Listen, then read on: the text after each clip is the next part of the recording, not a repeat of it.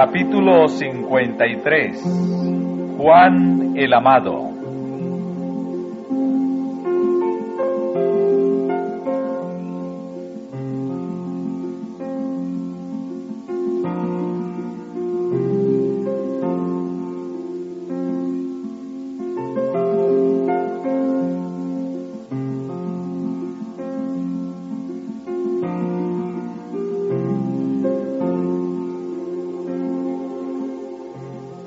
Juan se distingue de los otros apóstoles como el discípulo al cual amaba Jesús. Parece haber gozado en un grado preeminente de la amistad de Cristo y recibió muchas pruebas de la confianza y el amor del Salvador.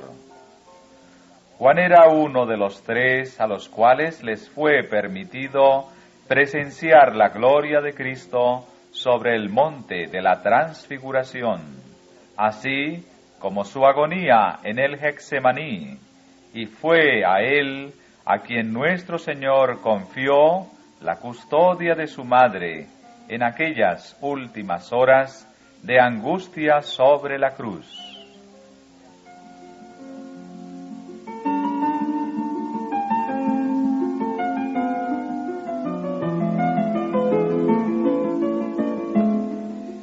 Al afecto del Salvador correspondió el discípulo amado con toda la fuerza de una ardiente devoción. Juan se apoyó en Cristo como la parra se sostiene sobre una majestuosa columna.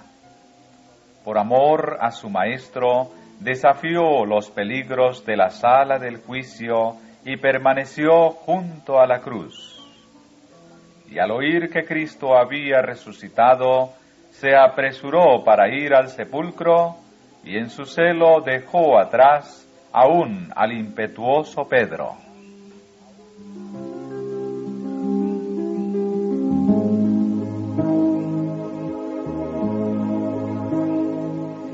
La devoción abnegada y el amor confiado manifestados en la vida y el carácter de Juan presentan lecciones de incalculable valor para la Iglesia cristiana. Juan no poseía por naturaleza la belleza de carácter que reveló en su postrer experiencia. Tenía defectos graves.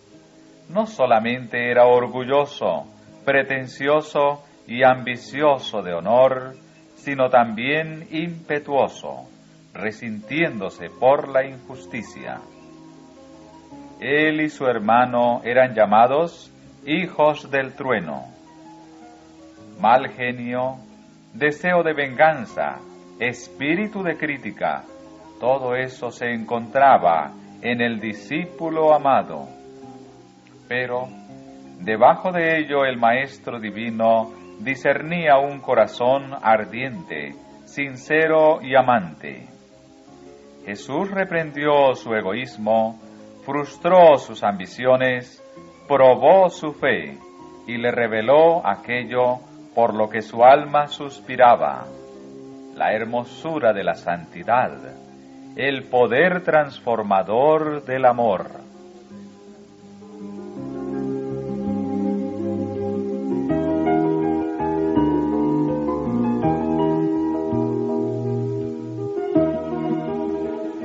Los defectos del carácter de Juan se manifestaron de una manera destacada en varias ocasiones durante su relación personal con el Salvador. En una oportunidad, Cristo envió mensajeros delante de sí a una aldea de los samaritanos para solicitar a la población que preparase algún refrigerio para él y sus discípulos. Pero cuando el Salvador se acercó a la aldea, pareció tener deseos de seguir hacia Jerusalén. Esto despertó la envidia de los samaritanos, y en lugar de invitarle a quedarse con ellos, le negaron la cortesía que hubiesen manifestado hacia un caminante común. Jesús, nunca impone a nadie su presencia, y los samaritanos perdieron las bendiciones que les podía haber conferido si le hubieran solicitado que fuera su huésped.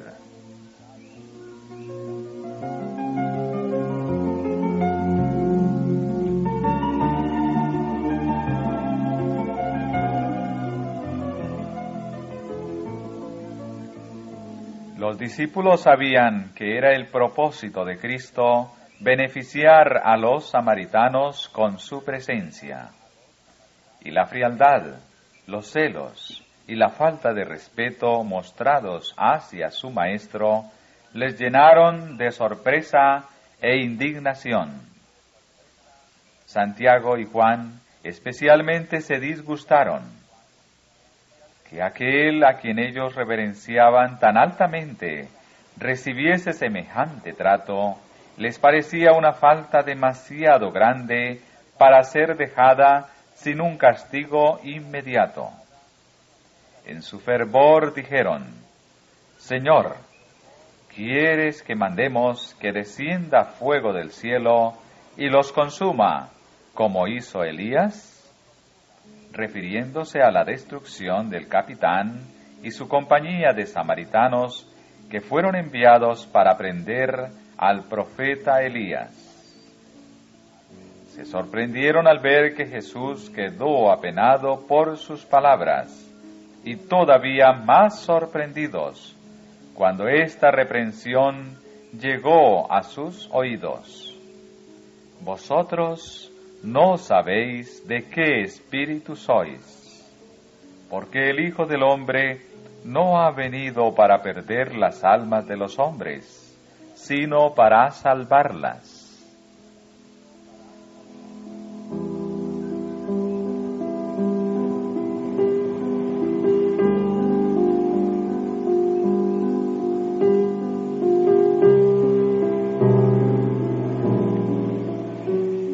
No cabe en la misión de Cristo obligar a los hombres a que le reciban. Satanás y los hombres que actúan bajo su espíritu son los que procuran obligar a las conciencias. Pretendiendo manifestar celo por la justicia, los hombres que están confederados con los ángeles caídos infligen a veces sufrimiento a sus semejantes a fin de convertirlos a sus ideas religiosas. Pero Cristo manifiesta siempre misericordia, procura en todo momento ganar por medio de la revelación de su amor. No puede admitir un rival en el alma ni aceptar un servicio parcial, pero desea tan solo un servicio voluntario, la entrega gozosa del corazón por la compulsión del amor.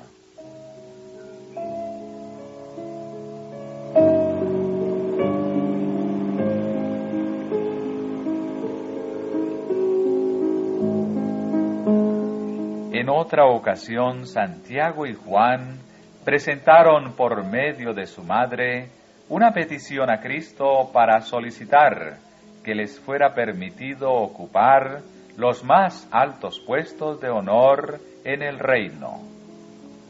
A pesar de las repetidas instrucciones de Cristo concernientes a la naturaleza de su reino, estos jóvenes discípulos aún abrigaban la esperanza de un Mesías que ascendería a su trono con majestuoso poder, de acuerdo a los deseos de los hombres.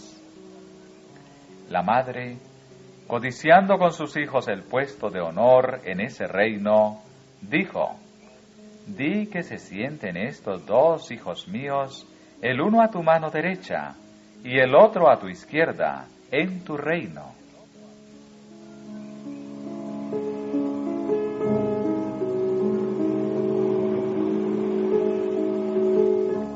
Pero el Salvador contestó: No sabéis lo que pedís. ¿Podéis beber el vaso que yo he de beber?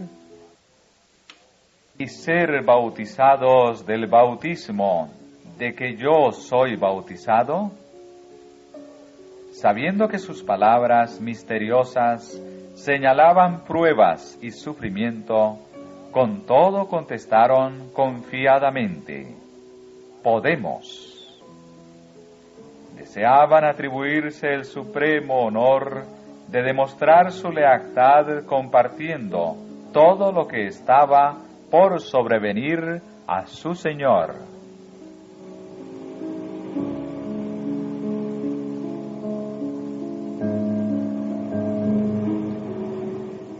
A la verdad mi vaso beberéis, y del bautismo de que yo soy bautizado, seréis bautizados, declaró Jesús, sabiendo que tenía delante de sí una cruz en lugar de un trono, y dos malhechores como compañeros, el uno a su mano derecha y el otro a su izquierda. Santiago y Juan iban a ser partícipes con su maestro en el sufrimiento, el uno destinado a una muerte prematura por la espada, el otro seguiría a su maestro en trabajos, vituperio y persecución por más tiempo que todos los demás discípulos. Mas el sentaros a mi mano derecha y a mi izquierda, continuó Jesús, no es mío darlo, sino a aquellos para quienes está aparejado de mi Padre. Jesús entendió el motivo que impulsó el pedido y por ello reprendió la soberbia y ambición de sus dos discípulos. ¿Sabéis que los príncipes de los gentiles se enseñorean sobre ellos y los que son grandes ejercen sobre ellos potestad? Mas entre vosotros no será así, sino el que quisiere entre vosotros hacerse grande será vuestro servidor, y el que quisiere entre vosotros ser el primero será vuestro siervo. Como el Hijo del Hombre no vino para ser servido, sino para servir, y para dar su vida en rescate por muchos.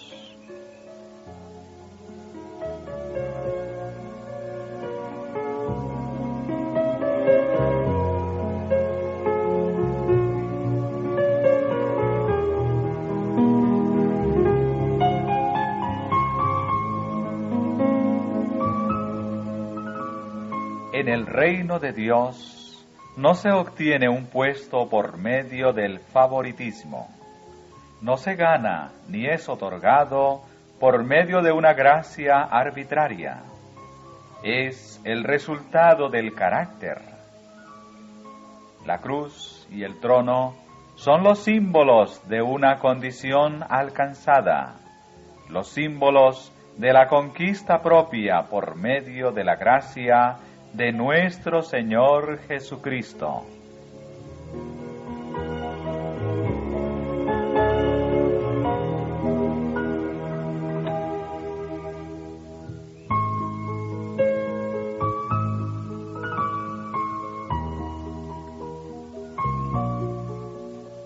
Mucho después, cuando Juan había llegado a armonizar con Cristo por haberle seguido en sus sufrimientos, el Señor Jesús le reveló cuál es la condición que nos acerca a su reino. Al que venciere, dijo Cristo, yo le daré que se siente conmigo en mi trono, así como yo he vencido y me he sentado con mi Padre en su trono. Aquel que ocupe el lugar más cerca de Cristo será el que haya bebido más profundamente de su espíritu de amor abnegado, amor que no hace sin razón, no se ensancha, no busca lo suyo, no se irrita, no piensa el mal. Amor que induce al discípulo, así como indujo a nuestro Señor, a darlo todo, a vivir y trabajar y sacrificarse aún hasta la muerte para la salvación de la humanidad. En otra oportunidad, durante sus primeros trabajos evangélicos, Santiago y Juan encontraron a uno que, si bien no era reconocido como seguidor de Cristo, echaba demonios en su nombre. Los discípulos prohibieron al hombre hacer tal cosa, creyendo que procedían correctamente. Pero cuando presentaron el asunto delante de Cristo, Él los reprochó diciendo: no se lo prohibáis, porque ninguno hay que haga milagro en mi nombre, que luego pueda decir mal de mí.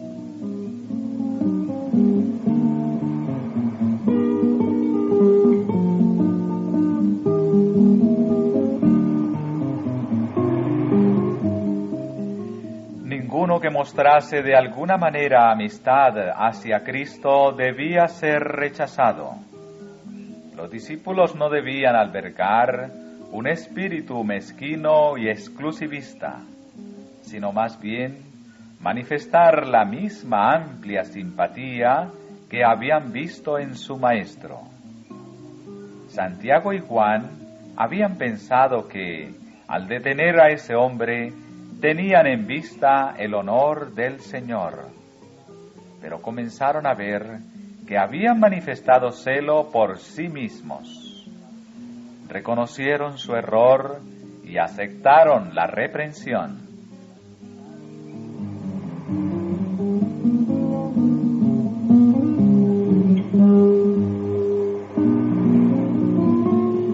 Las lecciones de Cristo, al recalcar la mansedumbre, la humildad y el amor como esenciales para crecer en gracia e idoneidad para su obra, eran del más alto valor para Juan. Atesoraba cada lección y procuraba constantemente poner su vida en armonía con el ejemplo divino. Juan había comenzado a discernir la gloria de Cristo, no la pompa mundana y el poder que le habían enseñado a esperar, sino la gloria como del unigénito del Padre, lleno de gracia y de verdad.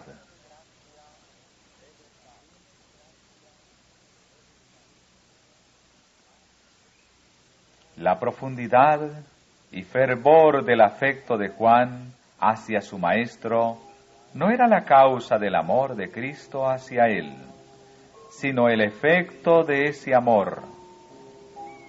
Juan deseaba llegar a ser semejante a Jesús, y bajo la influencia transformadora del amor de Cristo, llegó a ser manso y humilde.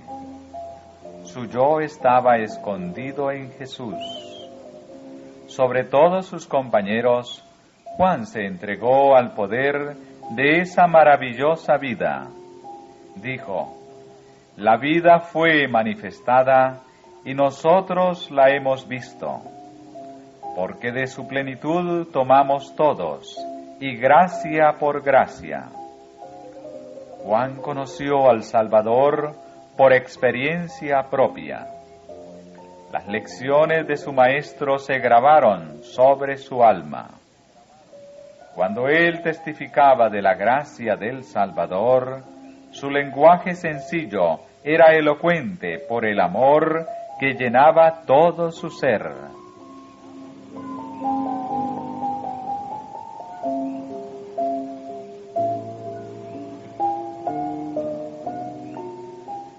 A causa de su profundo amor hacia Cristo, Juan deseaba siempre estar cerca de él.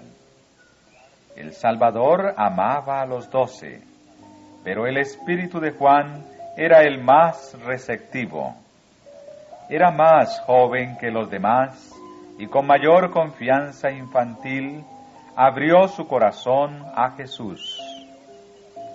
Así llegó a simpatizar más con Cristo y mediante él las más profundas lecciones espirituales de Cristo fueron comunicadas al pueblo.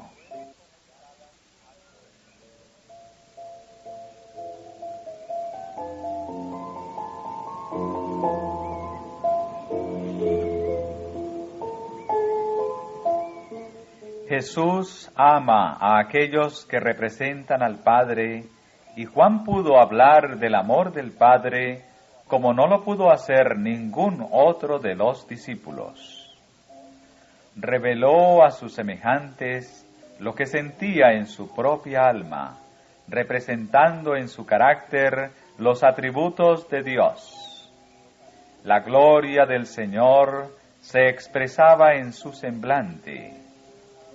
La belleza de la santidad que le había transformado brillaba en su rostro con resplandor semejante al de Cristo. En su adoración y amor contemplaba al Salvador hasta que la semejanza a Cristo y el compañerismo con Él llegaron a ser su único deseo, y en su carácter se reflejó el carácter de su Maestro.